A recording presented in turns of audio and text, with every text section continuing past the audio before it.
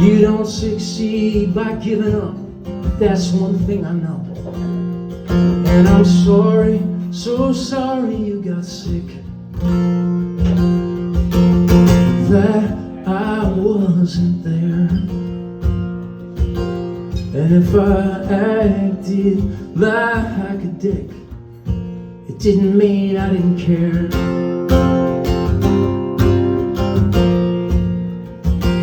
And I've been chasing dreams in magazines the last 10 years. The way you treat your mother, it's up to you. But it can't feel all that good to be so angry. I guess I learned that too.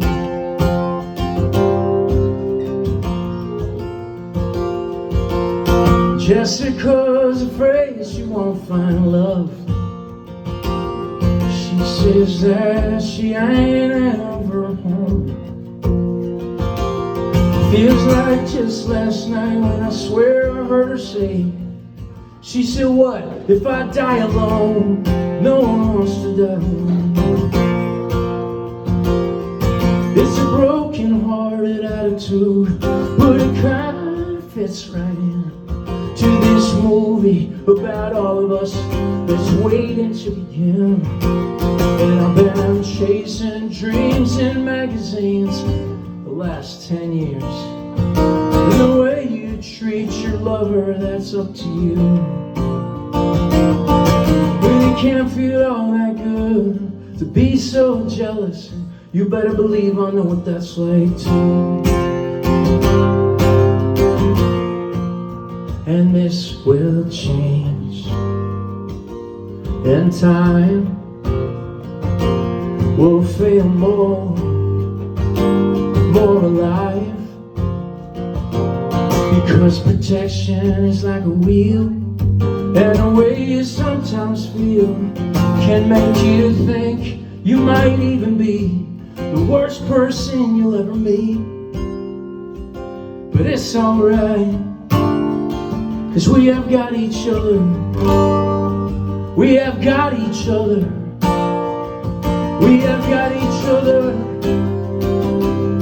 I've been chasing dreams in magazines so much longer than 10 years. The way you treat each other, that's up to you. But it can't feel all that good to be so scared, and I know what that's like too. And I guess I learned that too. I guess I learned that too. What it's like to feel a little less angry. What it's like to feel a little less sad. What it's like to feel just a little bit less scared. You think you got it down. You think you got it down. Might as well talk about this now. Seems inappropriate, but that lets me know. Let's try. So yeah, this song is kind of about growing in the broadest sense, you know, and trying to get over the things. So at the time when I wrote this in 2007, my Achilles heels were sort of a general sense of anger and injustice with the world. Envy, you know, and looking around wondering why I wasn't getting certain things that I wanted for myself. And then just fear of just waking up every day totally afraid, you know. And one thing that happened in the last year and a half, being home with my girls and my wife, was you kind of build confidence, because it's a very safe, comfortable situation, you know, generally speaking. Even when it doesn't work, these are the people that can't leave yet, you know, for at least a couple more years. Like Sophia, where's she gonna go? You know, it's like she's. So you get comfortable, and then all right, here we go. So then I had a colonoscopy the other day. Well, I know, and I mean, look, I'm sorry, you know, kids, you don't have to, like, my hope for the younger folks that are here tonight is that by the time you're there, like, they'll be like, oh God, we don't do that anymore. Like, no, we just like take a picture. There's no need to stick, no.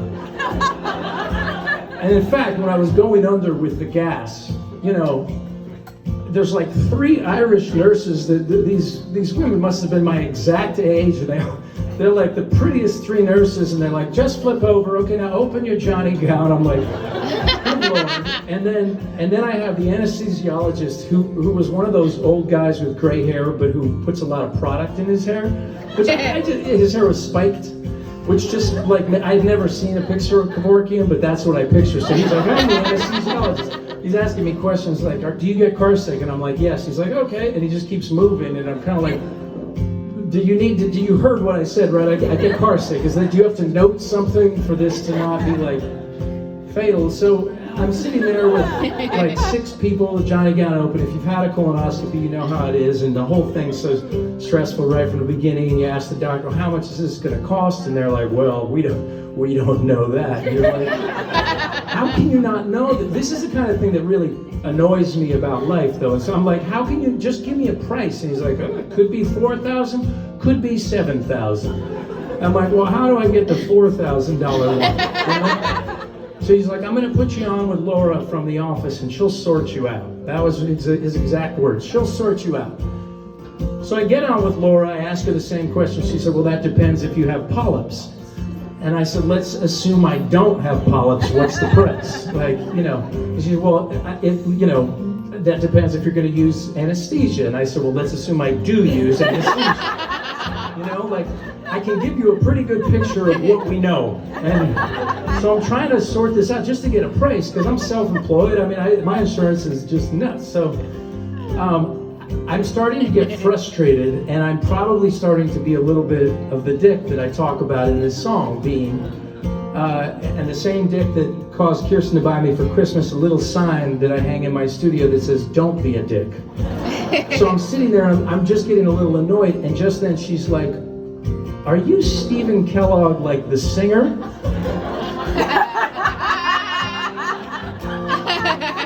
So then I'm like, I'm not that well known. So then I'm backpedaling, like trying to be less of an asshole, because I'm like, I don't want her to. I'm like, oh yeah. And then she's like, well, I dated your brother Josh.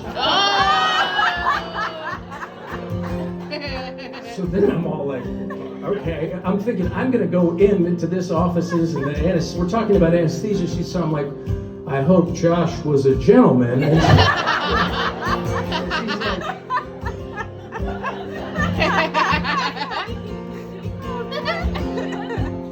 the last thing I will say about my colonoscopy is,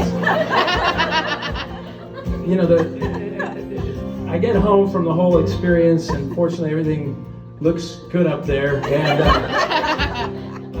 I couldn't wait to eat. And so Kirsten said, what do you want? And I said, I want to have a steak dinner. So she comes back from the butcher, and she's like, I got 3 steaks. I don't know if you know this about me, but there's 6 people in my house. So I'm like, immediately go into dick mode, because I'm like, oh, just what every man dreams of, a half a steak after his colonoscopy. Oh, you shouldn't have. Oh, great, I just a half a steak. Will I be getting a half portion of mashed potatoes? And right now, like, some of the guys can relate to why this is funny, but most of the women are probably like, see, yeah, I can see that he can really be a dick. Like, you can tell what's going on. So probably the only time I'll ever tell that story in this song, but there you go. I learned that too,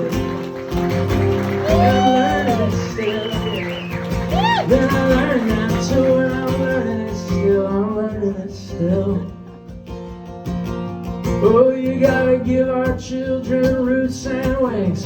Don't ever fear the change it brings. There is no reason to be sad.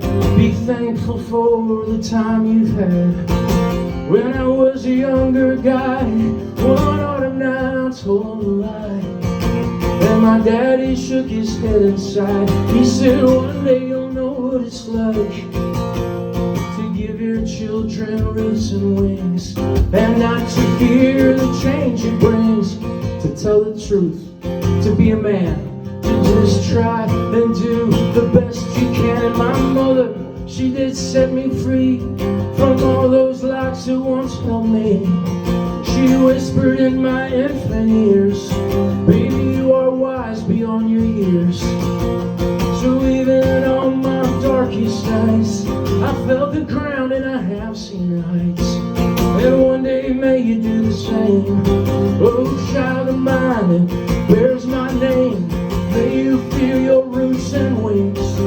Don't you ever fear the change it brings. There is no reason to be sad. We thank